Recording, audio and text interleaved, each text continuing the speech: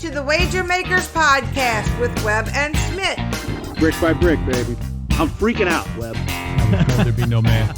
Stupidity is going to be an asset. What a bunch of crybabies. Hello, my name is Steve Smith, and this is Rob Weber. Say hey, Webb. Hello, hello. What's up, Smith?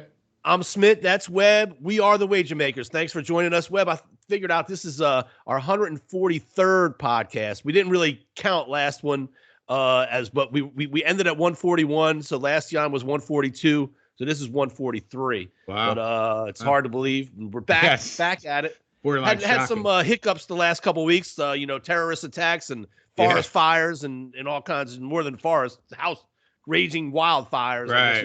Right. Now, is that a terrorist attack too? Is that what you heard? I heard. I don't know anything. I heard about that, something about some that. people have said something about arson and all that kind of correct. stuff. So right.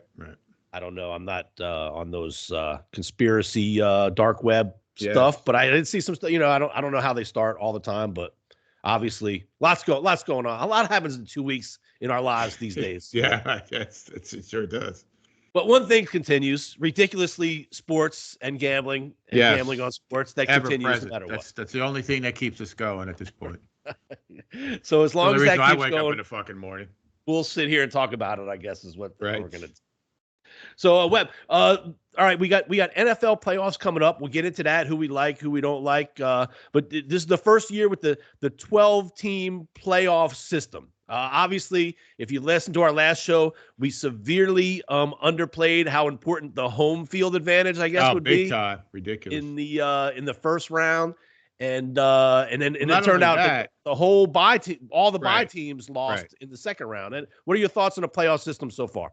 I don't like it. It's too many teams. I mean, those first round games were just not competitive. And then what's the advantage? It's no advantage to get a bye, obviously, from what we've seen. So I don't know how that works. Maybe you just stack it up like wins and loss. I don't know. But it's clearly 12 is too many. I don't know why we can't just stick to 4. I mean, someone's still pissed off at 13, 14, and 15. Or still, what's the fucking difference? It's just it's a money grab anyway. But I don't know. I don't see why these 4, the top 4 teams just don't play. Right. Lane, like you said, even in the NCAA tournament, college basketball, you got 64 teams, and then it went to 65 and a play-in and this other stuff. But you still have teams 66, 67, 68 bitching and moaning on the day that the selection. It doesn't matter what you could put 200 teams in or whatever. Put 100 teams in and 101's gonna be like, well, how come they got in and we didn't get in?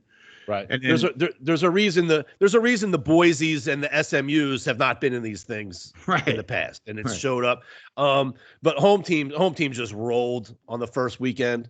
So we'll see if they. I'm not ready to make a decision. I love to me, the more games that are played that are important games, the better. Certainly the bowl season is a bunch of crap. So why not have all these playoff games? Bowl season is a joke. Impossible to watch, impossible to bet on, impossible.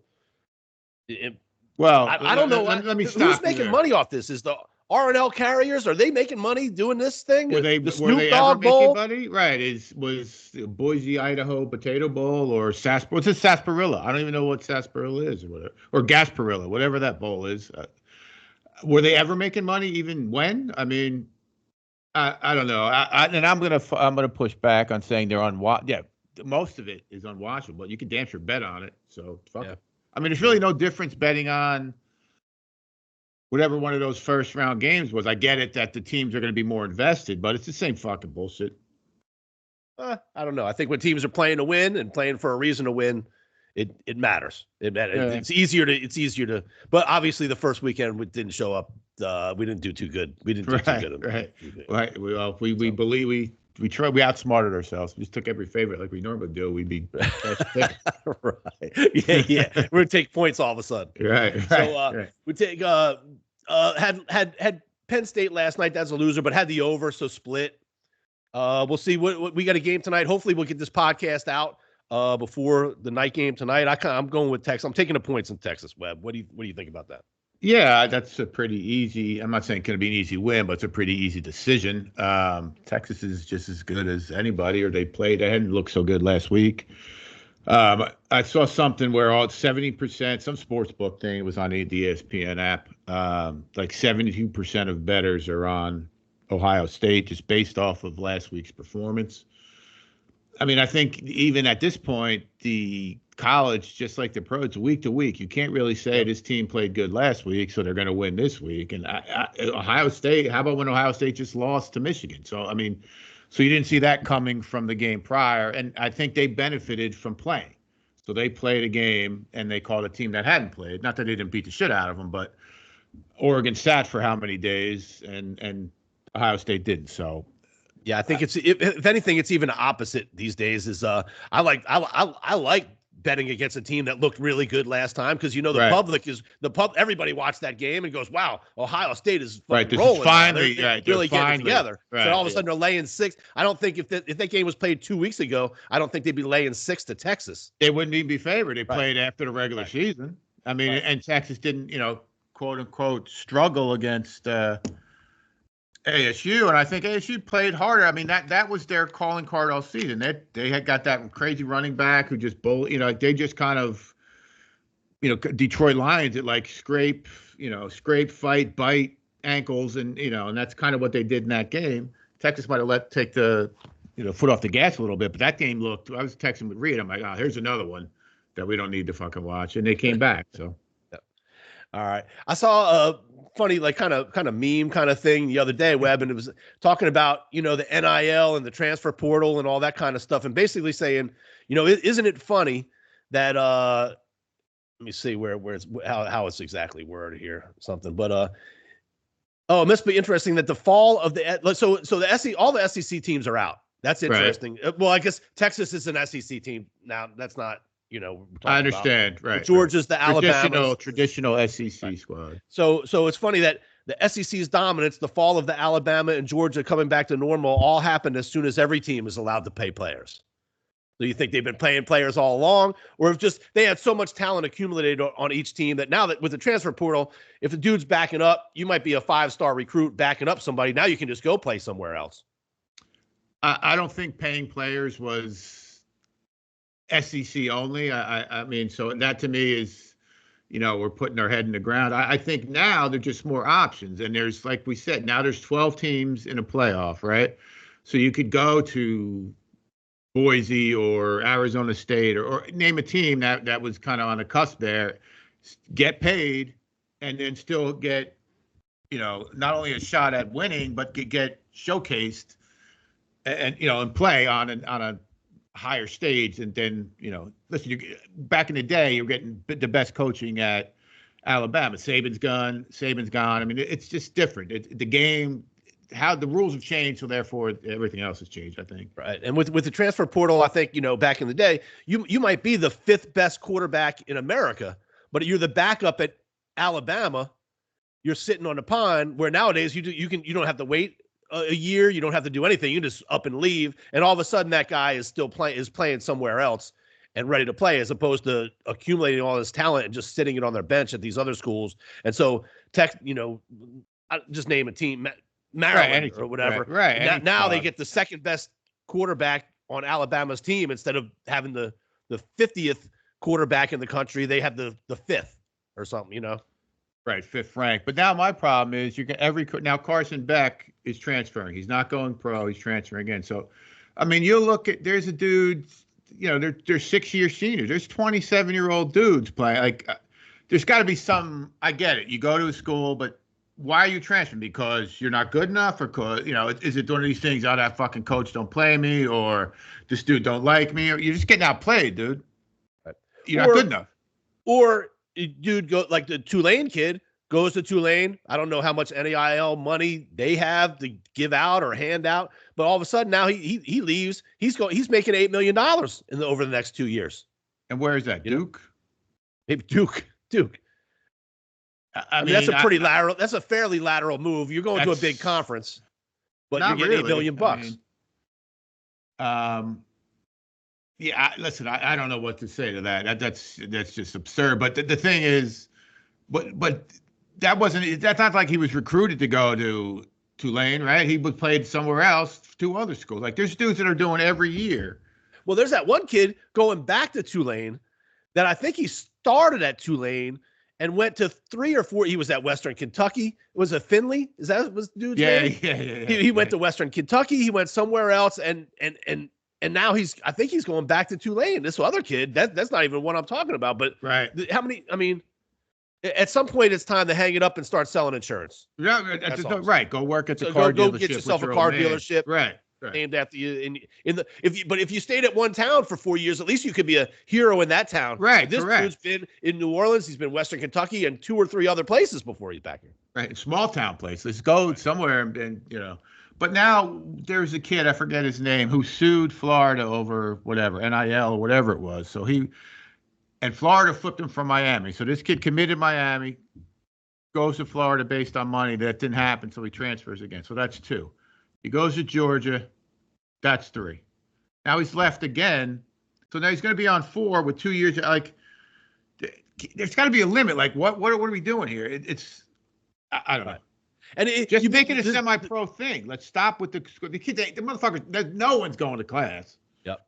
So why are we doing this as student athletes? Right. It's not. This is a complete factory. It's not even that. It's a for-profit company. Yep. You're paying. It's just minor league. It's minor league football. Is right. all it is. Why are so we treat it as such? And all the fans. Let's face it. All the fans care about is rooting for the uniform.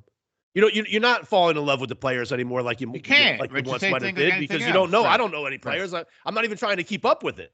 Let me know next year when it's time to kick off who's on the team, and then we'll evaluate at that point. But, right. And then as a fan. You're just okay if it's got the Georgia G on the helmet. That's right. That's right. Of course. Let me know who it is next year.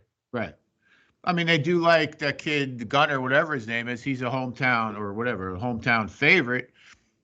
But who's to say? This time next year they bring someone in, he's gone again. Yeah, the Georgia kid didn't do all that good in the game the other day. So and then the dude got hurt. Like. Oh, but didn't I thought the Georgia kid did declare for the NFL draft, or that's somebody else. He did, but now he's played like shit for half the season. I think you have to February 12th to withdraw that. He's going to Miami, apparently. So that's like he thinks he's going to be the Ward again, the same kid. Yeah, and look what happened with Ward and talking about the bowl games. I had a little scratch on Miami. And then I think the dude played long enough to win to get some kind of record, Miami record. Ward did, and then he takes himself out. Right. They were scoring at will. All of a sudden they lost the game in overtime, I think it was, or something. And I'm like, oh man, this is going good. And then all of a sudden the quarterback's out. I'm like, oh, this is weird. And finds out later on. Well, once he hit his number, he's like, okay, I'm done. Probably the escalator in the NIL contract. I mean, it's crazy. And that overtime is ridiculous. Like, why do you go for you? Now we're gonna go. You make it easier. Let's okay. Now we're gonna start from the 3 yard line. One thing's for sure: if you're laying 3, you do not want to go to overtime. No, because all it takes is 2 touchdowns, and then you're going to that 2-point conversion shit. Right. I mean, it's and then but then you're tied. But then you move. Then you give everyone the ball to 2.5. Like, move it back. Closer. Right. Fuck. Oh shit. So, well, one of the things we talked about, man, this UCLA coach Webb, you sent this quotes to me. He was fired up after some games the other day. This is what I said. This dude should be, maybe president of the United States, but certainly some type of influencer in our U.S. government. It was tremendous. His quotes encapsulate everything this show's theme has stood for in the last 2 years, 143 episodes. I got the quotes for you right here. So UCLA coach, I guess. So UCLA, I guess they play in the Big Ten now. Is that what they do? Is that what's going on? Apparently, yeah. So his quote is, "I have to run on the court to get guys to play hard." He said, "It's crazy and it's every day. I'm tired of it. It's every day. I have the most energy of anybody at practice every day. I'm upset with everybody in the locker room, my assistant coaches and my players." And then he goes on to say, "I mean, I don't need anything else," he said. "I've almost got 500 wins. I'm only 53. Yeah. You'd think I'm coaching the Lakers, and it's a joke. It's a joke, but yet I come in and I have more passion and energy and pride than everybody. And that's the problem. That's the truth right now. And it's unbelievable. But you watch it, you see it. We see it. every day. But that's the society. But now you're diminishing even what he said. He goes, we're soft. He said we're soft like 5 times, and he said these players are delusional. I can't keep like they're nice kids, but they're delusional. And yes, you are correct, Mick Cronin. Everyone who listens to this podcast, tell your friends, look up that quote, read it from beginning to end. It was the greatest fucking thing we've heard in this country since I don't even fucking know, like George Washington shit. It was tremendous. It was unbelievable. Webb was ready to run through a wall for this guy. Oh, it was crazy. It was just like they're delusional. I don't know what to do. No one cares except me. My assistant coaches suck because we can't get a fucking. He didn't say fuck. He said we can't get a rebound when we need it. They were winning. He goes, they're a tough team to match up against, but we can't play. You just said we can't do it. Yep. But right now, I'm searching for some guys that'll play hard enough to win a Big Ten game. Here we go. It's really hard to coach people that are delusional. The hungry dog gets the bone. We've got guys that think they're way better than they are. They're nice kids. They're completely delusional about who they are. Yep. And the whole thing started part a few times. He's like, we're soft. It's sad. He said it like three sentences into the opening to the press conference. He said we're soft, and it was just the greatest thing. Like, I don't know. It was. We don't hear people being honest or fact. Everything is just bullshit. And this dude, I applaud him. I cannot. He's my hero. Like I said, he should be fucking president. This is what we need. So don't tell me you want to win. Just don't tell me you want to win. I mean, we're soft. To be fair, they have a unique skill set. Correct. But we're soft. Yep. So we talk about it all the time, man. But it's just. Look, we're old curmudgeons. I don't care what you say. The kids these days, they look. These dudes are getting paid millions. Why? If I was 18, I wouldn't give a flying fuck either. I'm totally honest with you. Listen, you give me fucking. You're gonna guarantee me $1 million. What? $1 million? Not even $100 million. Why? I'm not gonna work as hard. It's human nature. Yep. I don't know what you're telling me. And you're gonna give an 18-year-old kid who's already been whacked off his entire fucking life since he's been 8 years old because he's been so good, and now you're going to pay him and you want him to dive on the floor for a loose ball? For what? I mean, it starts there. Yeah.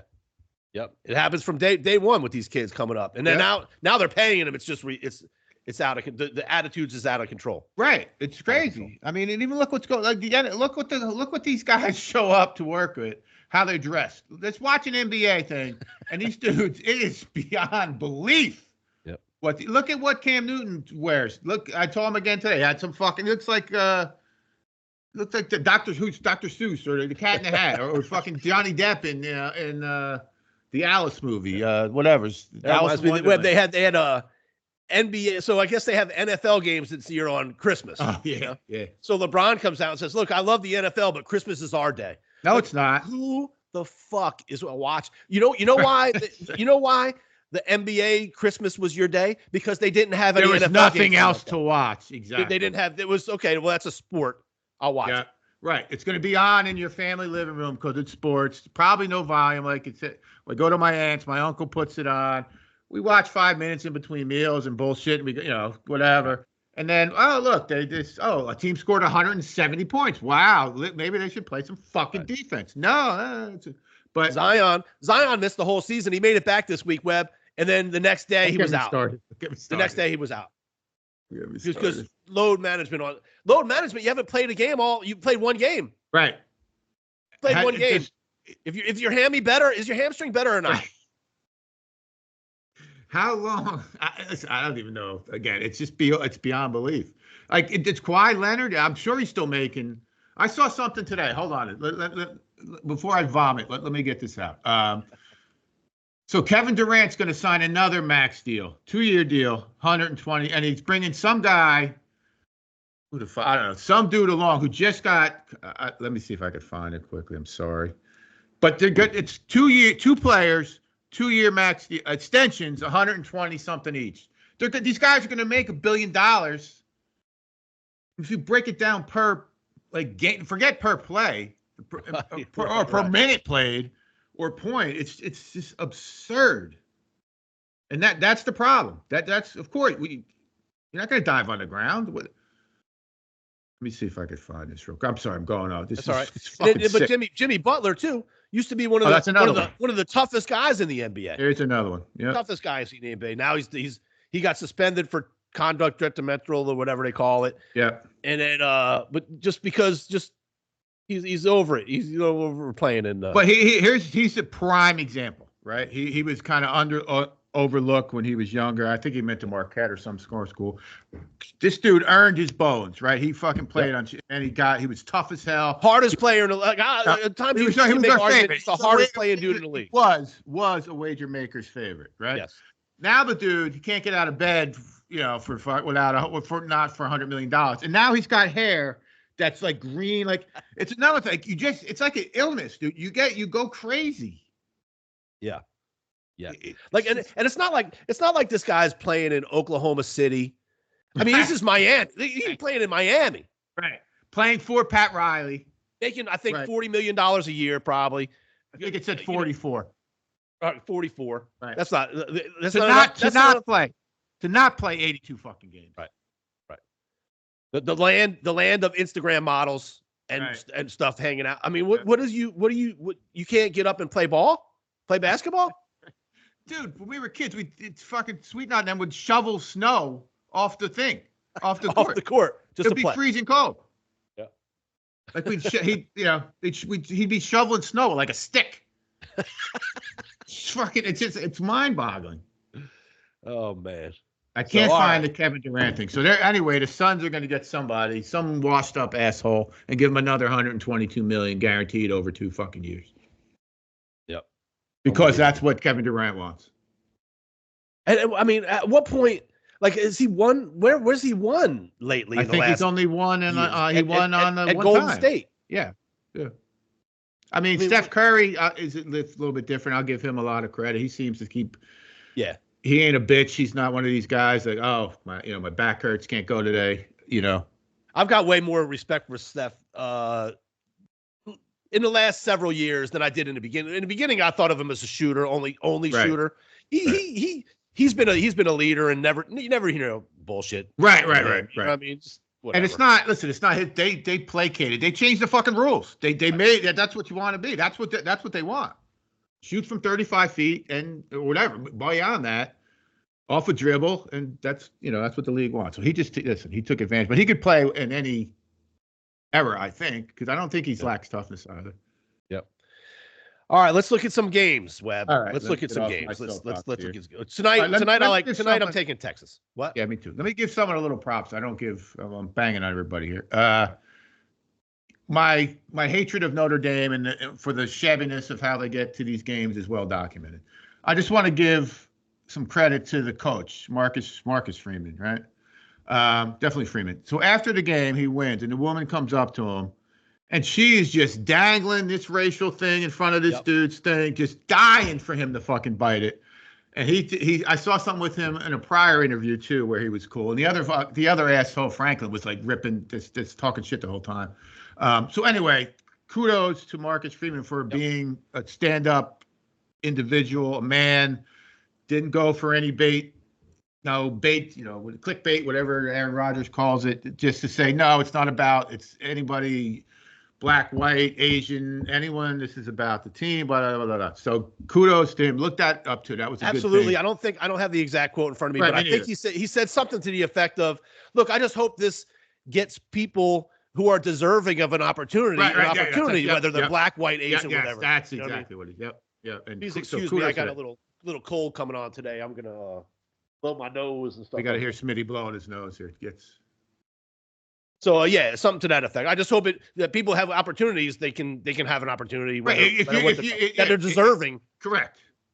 It's a meritocracy. If you're good enough for the job, regardless, get a shot. If you're not good enough for the job, regardless, you don't get a shot. The funniest thing about this whole situation is down here in LSUville, we got Kelly down here coaching, and he left Notre Dame because he didn't think he could ever get the players to really get to the national championship with what he had there. So who's the fucking jackass now? Oh, he's a jackass. He's been a jackass, still is a jackass, and will always be a jackass. But a jackass all the way to the bank. He's going to be another one of these guys who gets a getting paid for not coaching. His best possible thing that happened to him was get fired and make $10 million a year or something. Right. The best job in the United States is a fired college SEC football coach. SEC in particular. Yep. All right, so we got we'll talk about, we got the one college game tonight. I'm taking the points. I'm comfortable with that. I am too. I don't. I was taking. I mean, I think it started for a hot second at like 1.5. Ohio State. I saw it high as 6.5. I think I'm trying to pull it up now. It's definitely 6. Yep. 6 and something. 52. I think both have a chance. I wouldn't bet the under. I'll tell you that. Yeah, I'm on Texas again. It's a pretty easy decision. I'm not saying it's a guaranteed winner, but looking at the game, I mean, Ohio State is still Ohio State. I'm not the biggest Quinn Ewers fan, but they got what's his name behind him, and they got probably players. Be better off putting Manning in there. I agree. I totally agree. But yeah, definitely going Texas plus the 6. So tomorrow afternoon, Chargers go to the Texans. Webb. These are very tough games, dude. I try to take a look at these. Yeah. I'm no Harbaugh fan. We know this. I just don't. The Texans are still living on something that they've never done. I'm gonna. Wow. Oh shit. I read it wrong. Chargers are -3. Chargers on the road laying a field goal. Wow. And 42. I mean, I think I would take the home. I think I would take the home dog in this one. But there's times when Herbert looks great, and there's times when he just doesn't do too much. But the Texans' defense is not very good. But C.J. Stroud doesn't play.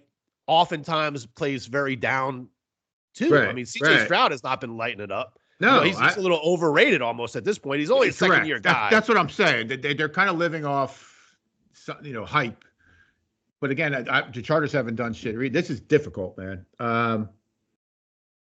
Yeah, I guess at that point you just take the 3. Yep. Guess at home. I mean, the Chargers don't have too many playmakers. Is that right? I like that kid Dobbins. I don't know if he's back. He's always hurt though. The running back. Running back from Ohio State. Yeah. He was on, I think, the Ravens. Yep. That's tough. I mean, tread lightly. I mean, maybe the over. They'll just start throwing the ball around. But isn't his favorite receiver hurt out? Tank Dell, maybe? Is that his name? I don't know. For the Texans. Talk about. Yeah. But certainly, to me, in a dome situation, a 42 in the NFL, because what happens in these games is if you start falling behind a little bit in a NFL playoff game, things start to go fast. And you start to think, we're losing. We need to start throwing the ball. Yeah. And throwing the ball leads to points one way or another, whether it's turnovers or big plays. I really like short possessions. Looking at that, I love the over in that game. Yeah, I agree. That's the call there for sure. All right, and then it goes the afternoon. We got the Steelers and Ravens. It's another tough one. I'm gonna take the Steelers. If you give me Steelers and 9.5 points, these games oftentimes are close. I know the last time they played a few weeks ago, the Ravens kind of put it on them. Mm-hmm. But I mean, that's a lot of points in it. Sure is. Sure is. No matter what the situation is. Sure is. I just I'm not the biggest fan of Lamar Jackson. He's tremendous during the regular season. He'll probably be tremendous in this game. It's the next couple of games that they usually get him. I'm not a fan of Russell Wilson. I don't think he's really good at all. Hasn't been good in quite some time. But 9.5 is tough. 43.5 is a total. I would say over, but I mean, I'm not sure how many Pittsburgh's going to score. Yep. This is one of those games where the defenses both can come up with big plays. But the Ravens defense isn't the Ravens defense. Can we talk about this Steelers wide receiver for 2 minutes? That's in trouble. Like that does something stupid every. George Pickens. Pickens. Yeah, it's George. He's from Georgia. But the last time I saw a few weeks ago, he was like got in a fight with some guys during the Hail Mary play. Yes, correct. Every week he's going to do something. Like he comes and says real stupid shit after the press conferences. That was the call, the story on him or the book on him. He was extremely talented. That's why he fell in the draft. But he's a proven. I mean, he's proven it time and time again. He's a knucklehead. So he had a lot of drops last week, but he's good enough to come back the following week and catch ass. Yeah. But he's always in some kind of drama. Yeah, yes. And he'll be in drama tomorrow. There's no doubt. I mean, there's going to be some shit. You just got to hope you don't get thrown out. I don't know, man. I 9.5, I guess. Maybe I'll lean over again on All this right. one too, just as a default. I'm going with the Steelers. All right, Sunday. Got 3 games Sunday. Broncos and Bills. I think the Bills will take care of them, but never count out Sean Payton to keep it close at least. But I think the Bills will handle that game, even though 9 points. Beat them by 9, you think? 47.5. I'm not going to go there. I don't think. Especially, who knows what the weather's going to be. Who knows what the weather will be like. Kudos to Sean Payton, man. This dude, once you give him he seems to burn out, but you give him 5 years, you're going to get some fucking results in that time. He seems to burn, not bridges, but he uses the numbers to his advantage, and then he's got to pay the piper kind, and he gets out of dodge. Tremendous job by the Broncos this year. They have a very good defense. Shit, man, I don't know. I guess, I laid a 9. I'm not going to argue. I don't know. What's his name? Bo Nix is 30. He's almost old as we are, so. Yeah. This might be the Bills' year, but we'll see what happens. Right. Eagles and Packers is the next one. I like the Packers have been good. I think the Eagles are if Hurts is 100%, which he should be after I believe took so. a couple weeks off. I really like the Eagles in this. I know it's 5.5 points is kind of big because the Packers are good, but I got a flat Philly, 5 here. In Philly, I like the Eagles. I like what they've done all year. And isn't that what's his name? Watson tore that ACL last week, the receiver. He's good. Yep. And that the crazy cornerback that hasn't played, Jajar, whatever his name is, Alexander, whatever. Zaire. He's good. Yeah. 5 is not. Winning by 7 isn't blowing somebody out. So I got no problem with that. As much as I hate the Eagles, but they got those two. They were smart, man. They picked those 2 defensive backs. Quentin Michael or Mitchell, and then the other dude, some other dude who's real good. 2 defensive backs, rookies that are real good. So, that's kind of an easy choice for me there. Cool. Go with the Eagles at home. A team I've been liking all year, the Commanders, goes to the Buccaneers. Bucks are good, solid, but I'll take the field goal and take my man Daniels in this game. He's tough to stop, bro.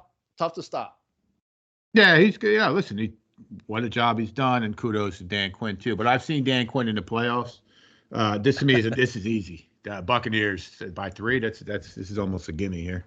All right, so we'll disagree. We'll agree to disagree on that one. Webb liked the Bucks. I like the Commanders. I got 50.5 as the total. 50 I got. I wouldn't. I'm not feeling one way or another on that. Yeah, that's high. That is high. Monday night. We got a Monday night playoff game. It's moved from Los Angeles to Arizona because of the fires out there. Did they officially move it? Yeah, I think so. Okay. As far as I know. And but I don't think that matters because the Rams really have no home field advantage of any kind anyway. I don't even know if they have any fans. Right. But they might do the old do it for Los Angeles situation, which sometimes comes in handy. But Vikings are a very good team. I would feel better about them if they didn't give it their all last week against Detroit. They should have rested some guys maybe.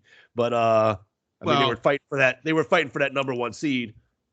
Now they're saying Darnold's going to be out of there. So everything he did all season is worthless based off of that one game. He did play like shit. Yeah. Well, excuse me, but I do think he's better than that. Again, I don't know what to do with this game either. I would take the Vikings, I think, minus the 2.5. Especially basically on a. To me, I think they've just put up a better. They've just been better all year long. I know the Rams kind of second half they came back down the stretch some and put some wins together to get them to that spot. There was at one point they won 4 out of 5 down the stretch. I think, but they're. But not. I don't think they won any games that. Well, they did beat the Bills, but the rest of the time it's the Jets and the Cardinals and some other shit. The Saints. So. What was the Bills' final record? 10-7. Those Bills lost 7 games? No. Oh no, not the Bills. The Bills only lost. The 13-4. 4 is a little bit. I'm surprised they even lost 4. To be honest. That's what I'm saying. They were they're going to lose some games just based off of, no one's going. You don't want to go 17-0 anyway, or whatever. Tough game again. That's tough. I'm not scared of over 48 either. That may work because I do think the Rams will offensively they're good, real good. Yep. So maybe the Vikings and then a hedge on the over, something like that. Yep. Sounds good. I like the Vikes and over. All right. So we kind of like the Texas tonight. We kind of like the Texans. We like the over in that game, especially, I think. Right. We're going to take the Steelers into points. We'll take the Bills. Yep. We'll take the Eagles. We split on the Commanders and Buccaneers. That'll be our big bragging rights game for next week. Yep. And then Vikings and over. Yep. All right. Yep. All right. Anything else we want to touch on? We're still getting back in this. You guys, listen, go to our website, buy some of our shit. I got one of my bucket hats on right here. I got a sweatshirt on. I got whatever a thing you can there. do helps us out. If anybody thinks they can bring something to the show, a producer, please, talent, yes, that's what whatever we need. An influencer, a we need social. help. Maybe get Mick Cronin on here a couple of weeks. Oh, and they play tonight. So the interesting tidbits from the show. UCLA's at Maryland tonight. Yep. So I took UCLA tonight just because I feel like a team's got if you don't respond to those words, right. then really what are you doing? What are you doing? Right. But now keep in mind, Smith, this is a West Coast team in the Big Ten. I think they play Maryland, Rutgers, and somebody else up the coast here. It's a lot of travel. And it's just something else we're going to bitch. Crotchety old men are going to bitch. Like, why the fuck are you doing it? Like, why do they got to be in this conference? It's so stupid. And you got West Coast kids coming. It's 18 degrees in New Jersey. There's one reason, Webb, for all of the answers, all of these questions. Yep. And it's the reason why there's 12 teams in the playoffs. And it's the reason why the kids are moving from team to team. And it's the reason why there's conferences. And it's all about the money, brother. There's a reason why there's playoff games are spread out over 3 days. Everybody's getting rich except the Wager Makers podcast. So you guys out there, why don't you help us out with that? Come on, man. All right. We're going to let Devin tell you what to do about YouTube and clicking on the bell and all that kind of stuff. And that shit still works. We're going to take us out. 1,000 followers. All right, Webb. Take us out. I don't know. I forget how we used to wrap this up. All right, brick by brick, baby. You're welcome. You're welcome. All right. All right. Hey guys, it's Devin. Make sure you subscribe to the Wager Makers podcast on YouTube, like all their videos, and click that bell so that you turn on your post notifications and you never miss another video.